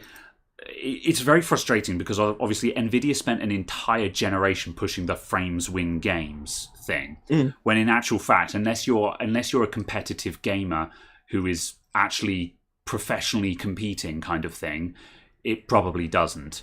It probably doesn't make a difference. It's more of a quality of life thing, upgrade, than actually making you better at the game. So therefore, you don't have to go very high. And the other thing to remember is that even if you have 120 hertz, which by modern standards doesn't sound very high, because like a lot of gaming monitors, most people are like sort of 144, mine are 165, 200, there are 300 hertz monitors out there. So 120 sounds really low, but that's still twice the speed of a standard monitor. So that's still a huge update. And it's back to the refresh rate of the CRT I had 15 years ago. Yeah. Deal with it, Caradog. Just deal with it. LCDs are a terrible thing, and I can't believe how much we accepted the regression in quality. However, HD killed monitors. The solution to the issue of not being able to have variable refresh rate and backlight strobing at the same time seems to be that... because the only real reason why you want variable refresh rate is that you're struggling to get up to the full refresh rate of your monitor. Because if your game is rendering faster than your monitor's refresh speed, then you just lock to your monitor's refresh speed. So like, for example, before I got my new monitors, because I had 60 hertz monitors, I just locked all of my games at 60 frames a second. Because, and I'm aware that in some small cases, running a high frame rate into a 60 hertz monitor, you might get a slightly newer frame in certain situations. So again, but that's competitive level. We're talking lab tests here, not the average person. So if you're running 60 hertz panels, there's basically no point in running faster than 60 FPS. So my contention for that is only in Call of Duty 4, because dear God, the number of hours I have in that game. I could feel the difference between like 100-ish FPS and 200-ish FPS on a 60 hertz panel. And I was just like, this makes no logical sense, and this shouldn't be possible, but I can feel a difference. It does happen. Again, in the Linus Tech Tips videos where they went into this, they did show that that sometimes, even though the monitor is not updating, because there is a newer frame always there, if you're running at a high refresh rate, you might actually get a newer frame, because when the monitor refreshes, the computer has already jammed a new one down the cable. Whereas when you're locked at 60 FPS, the monitor is waiting for the next frame to arrive. So that's the thing. Technically, there is a benefit to running a higher frame rate than what your monitor is showing. But again, you have to be at a competitive level or extremely experienced with the game, which is your case, I think. For it to actually matter. The other thing I forgot is the jump mechanics. So how far and high you jumped was tied to your frame rate. Gross. Before we delve into that horrifying discussion, I'm going to carry on with what I was saying. So, TLDR. So the thing is, the reason why... So the thing is variable refresh rate, if your computer is rendering the game faster than your monitor, you're better off just locking your frame rate to your monitor's refresh speed. However, if you've now got, like for example me, I've got 165 hertz monitors and a GTX 1070. And because my monitors are 1440p, high-end games, I can't run those at, like classic case in point, I've been playing Forza Horizon 4. On the high settings, I get about between 100 and 120 FPS at 1440p. So obviously I'm now hitting below my monitor's refresh rate. So this is the time where variable refresh rate kicks in, and you want that variable refresh rate so my monitor slows down to how fast the game is running so I don't get any screen tearing. However, there is a very strong argument to be made that I'd actually be better off tuning to a target of 120 FPS. So if I lower my graphics slightly so I'm hitting 120 FPS, then I lock my screen refresh rate to 120, so then I don't need variable refresh rate anymore. Now I can turn on backlight strobing. And that solves the issue of not having backlight strobing and VRR at the same time. So that is the workaround solution to that. And obviously 120 hertz is still double a standard monitor, so it's still going to look smooth as heck anyway. So that's the kind of time where it's not a big deal, and variable refresh rate might not actually be so useful, because you might be better off just tuning to a lower target and actually saying, look, I'm a mere mortal here, I don't need 165 hertz. I'm actually better off shooting below that. Now, obviously, if you've got an all-singing, all-dancing computer with a 3080 in it and you can run your game at 1,000,000 FPS, then whatever, you just run it at top speed. But yeah, obviously, I'm working on the assumption that we're all mere mortals here without bottomless pockets, Yeah. Something. Well, yeah, no, I'm not going to continue that. But yeah, so yeah. Excuse me? Ignore me. I was going to say something else. I'm like, no, that's harsh. So yeah. Yeah, lots of people saying if you're looking things, set your limit to what you're saying -3 FPS. Do you mean set your frame rate to 3 FPS lower than what your monitor does? Is that what you're saying there? So yeah, aim for 117. Why not hit your monitor's refresh rate? Do you have a logic behind that? Why would you be aiming at 3 FPS lower than your refresh rate? Genuine question. I was going to say the other thing, just going back to using the LG C9 as a monitor. It's also got a crazy wide VRR range. It's from something like 38 up to 120. And I'm just like, yeah, all right, that'll do. Although, to be honest, if you're down to 38, I think it's time to turn down your graphics settings. Absolutely. But there are a couple of points in a couple of games I've had where I've been chugging along perfectly happily at 120, and then randomly something happens. I'm at like 40. Yeah. I'm just like, oh, okay. And then it goes back up, and I'm just like, that was odd. Yeah, you just walk through a random area or set off a specific chain of events, and you just kind of go, oh, yeah, and... Suddenly 40. loading, yeah. Yeah. And it's just, the fact that it can apparently keep that in sync all of the time, it's just like, yeah, that'll do. That is fair enough. That's nice. Having a variable refresh rate monitor that doesn't have a good lower bound is basically worthless, in my opinion. Because obviously, if it can't do 120 hertz, but then have a VRR range to 40, it's kind of a bit pointless. Yeah. I didn't know that. Well, now you mention it, I'm just like, of course there's a range that it can work between, but it's not something I'd actually considered before. But yeah.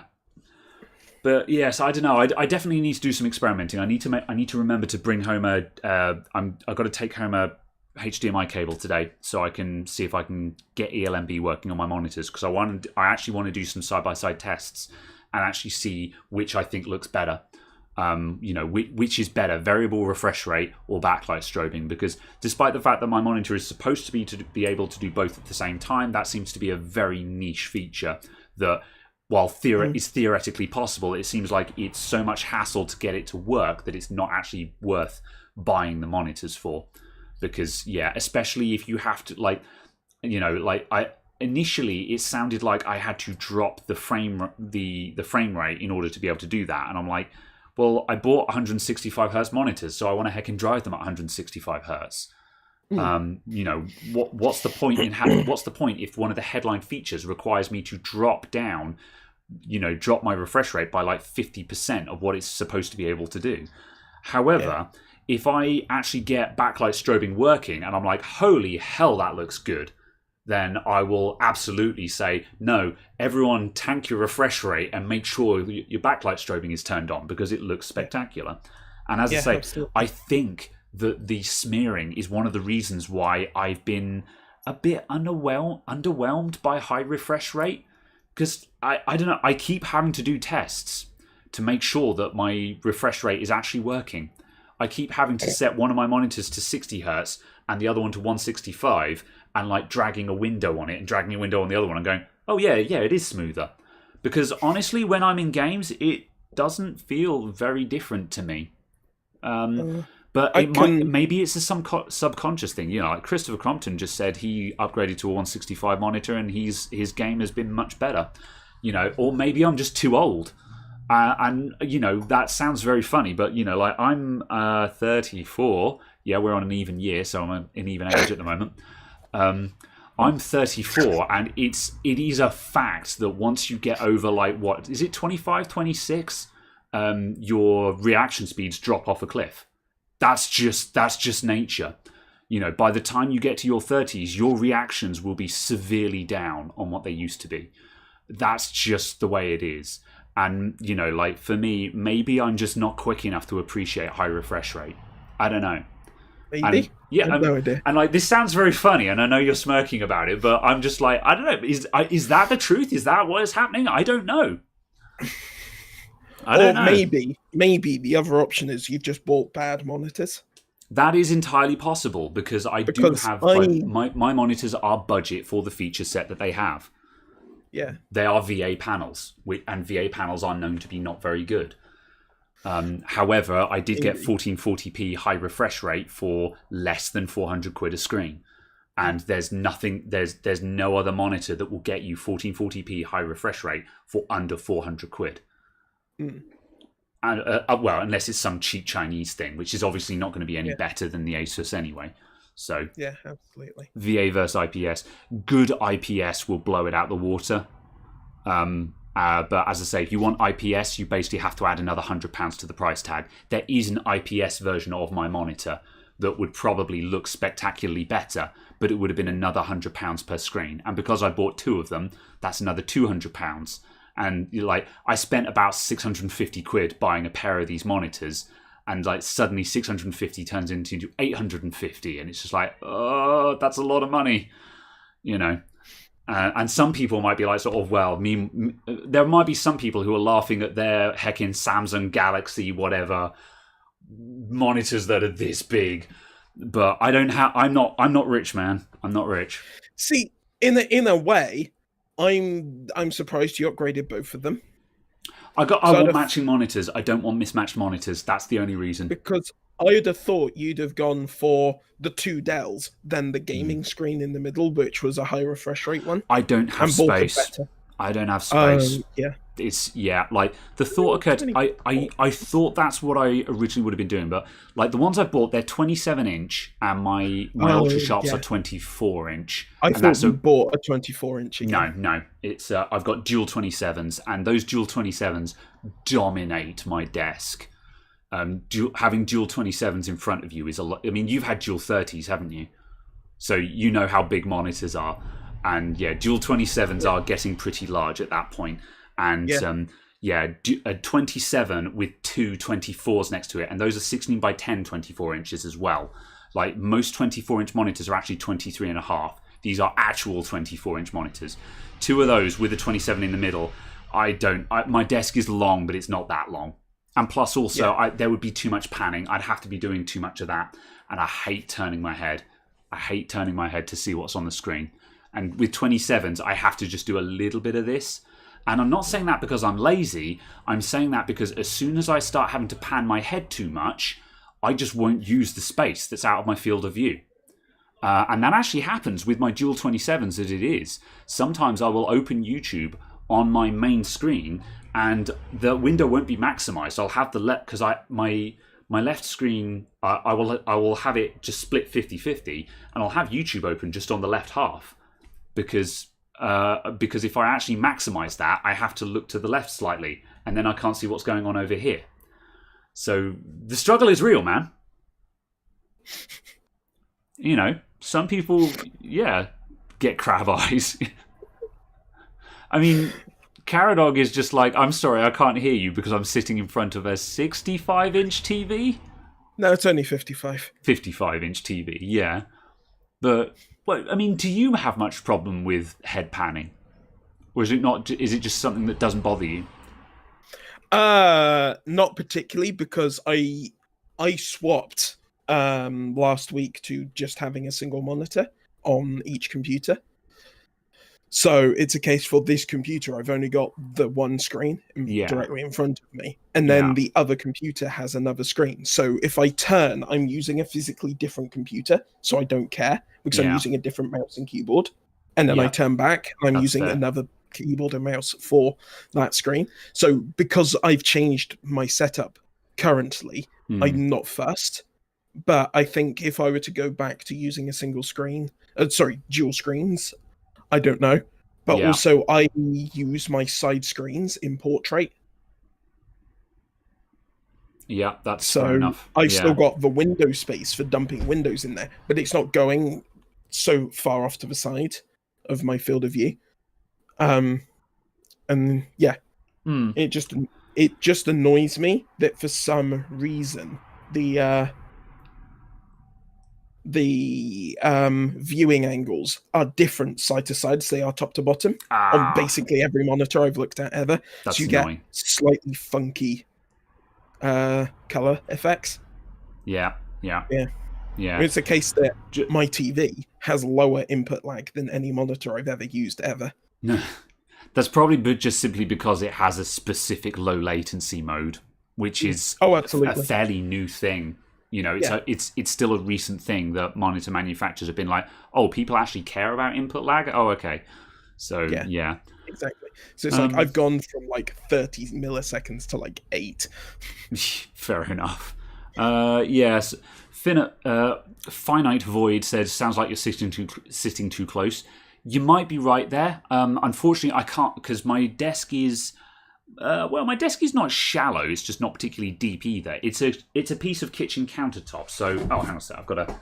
So my desk will be... I am... Yeah, I mean, I'm probably only about maybe 80 centimeters away from... I line 80 centimeters away from the monitor, you know.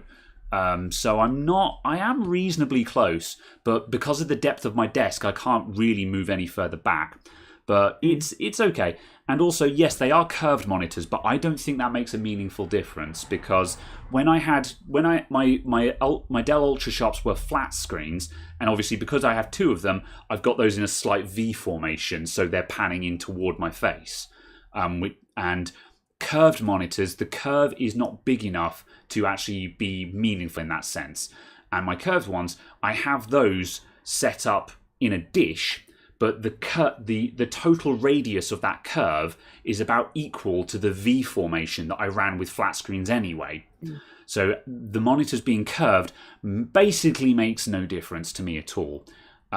So yeah, I still think that curved monitors, I don't want to say it's a gimmick, but it's not something that I actually care about. It makes no difference to me, the fact that they are curved or not curved. Curved to me makes no sense at 27 inches. No, I think you need to go bigger. I mean, as I say, 30 or 32, it starts making sense to me. Yeah, I agree with that. The like 43-inch ultra wides, I'd want them to be curved. Yeah, I agree with that, because at that point, that's an issue where the corners are actually running away from you. So yeah. So I don't see a major issue. And as I say, I didn't buy my monitors because they were curved. They just happened to be curved. Yeah, and I was like, fine. You know, it didn't matter to me whether they were curved or not. Let's see. Noel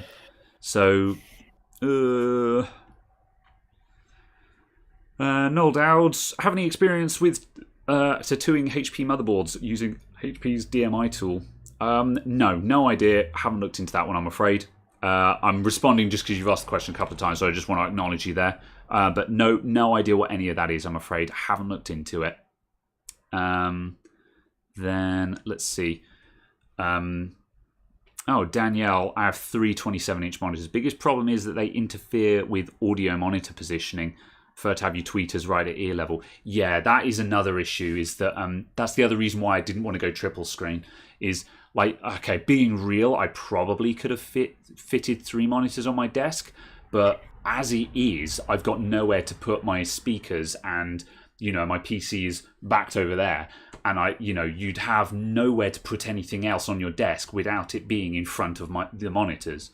So yeah, that's another thing still being an issue. That's one issue I've had with going up to the size of this screen, is that I can't put anything under the monitors anymore. Yeah, and even if you actually raised the monitor up, the top of the monitor is going to be up there somewhere. And yeah, as I say, I've got my monitors as high up as they can possibly be without me having to start looking up at the monitors, because I've got my monitors. My monitors are on a dual arm mount, so I can have them at eye level, because that's really important to me. I hate looking down at screens. But at the same token, you don't really want to have to be doing this all the time either. So that's an issue. Why is DisplayPort 1.4 still a thing and 2.1 isn't? Yeah, display connectors seem to be playing catch up at the moment. 2.1 is a bit overdue. It's only just coming out at a time where we badly need it. We kind of needed it a generation ago. And DisplayPort 1.4 is also seeming to be on its last legs. It feels to me like a lot of the monitors are having to bodge in their actual capabilities at the moment. And that does seem to be an issue. I don't have any real answers for that, but yeah, it definitely feels like we should have a DisplayPort 1.5. And I mean, obviously, HDMI 2.1 is great and seems to be the magic bullet. However, we kind of needed it a year ago, not today. I mean, it is out now, but you have to have the latest everything to actually have it. So that definitely seems to be an issue. Oh yeah, because DisplayPort 2 was only formally released in June last year. Yeah. So, it was late, wasn't it? Although it was intended, apparently, to have been launched at the beginning of 2017. So if DisplayPort 2 had released at the beginning of 17, that would have made sense. Have you got any information on why it wasn't? Because, that was really delayed. That was 2 years behind, which would explain why the connectors seem to be behind schedule. Yeah. Because I don't know specifically. It's unusual for connectors to be behind the times. That's not a problem we've really had for a long time.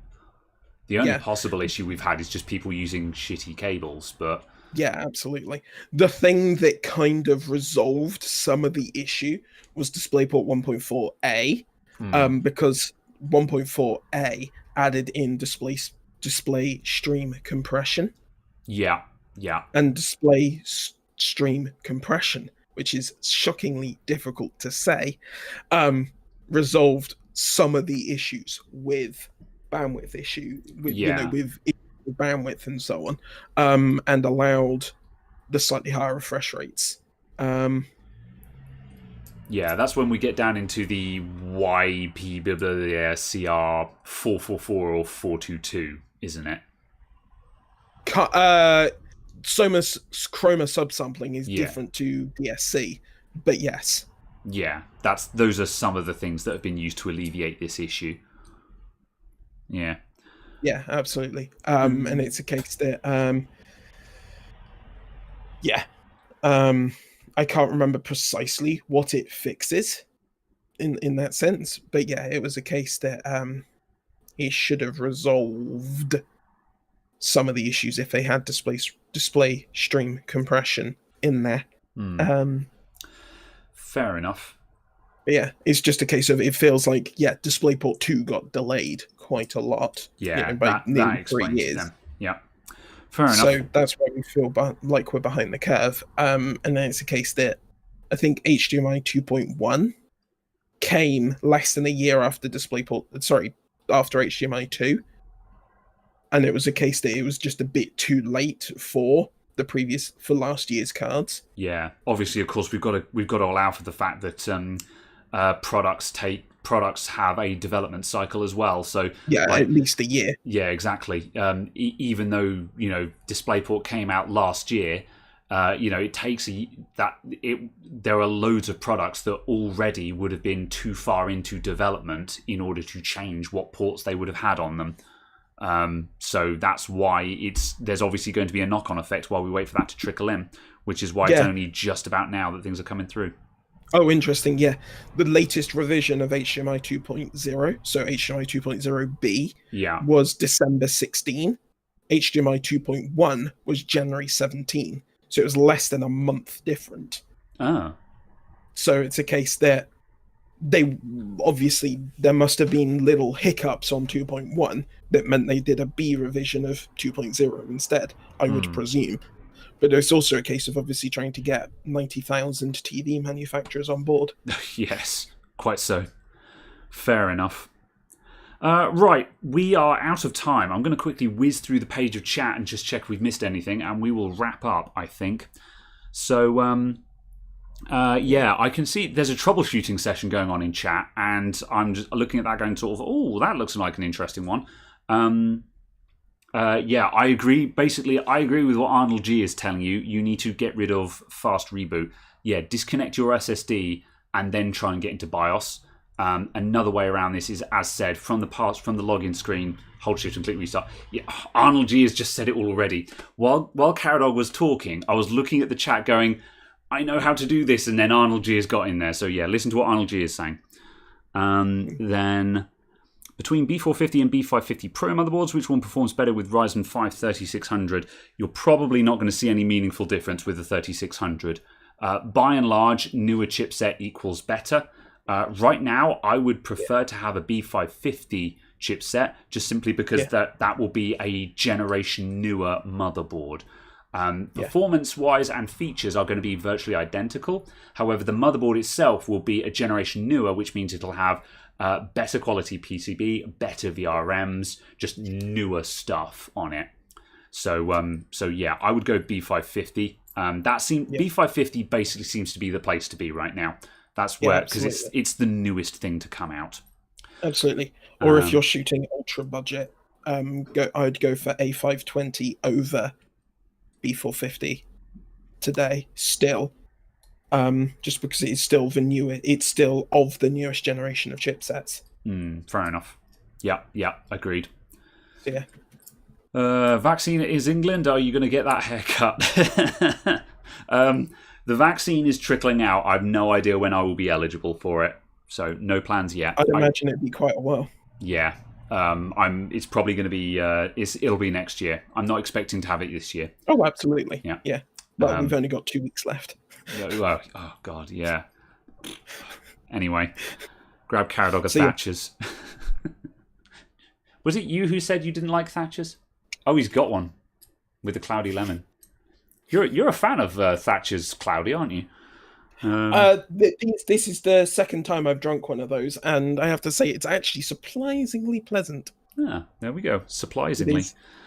Graham is the greatest repairer on YouTube. Thank you very much. I wouldn't say I'm the best on YouTube, not by a long shot, but I appreciate the compliment. I'm glad that my videos have been informative and helpful to you. Yes. Right, and yeah, I think that's it. We need to shut down quickly before Paige starts doing cider reviews. Yeah, that's true. We can't get into cider reviews now. I appreciate you, though, Paige. Paige is a good boy. Heck, run. It's the popo. Also, I do recommend that everyone goes and gets themselves some Brothers cider, though. Paige is a big fan of Brothers, I hear. Yeah, Brothers Toffee Apple. I didn't accept your LinkedIn. I don't accept anyone's LinkedIn. I don't use LinkedIn. I haven't looked at it in years. I just delete all emails that come from LinkedIn. Sorry, I don't care about LinkedIn. Right, that's it. We're wrapping up. I'm off.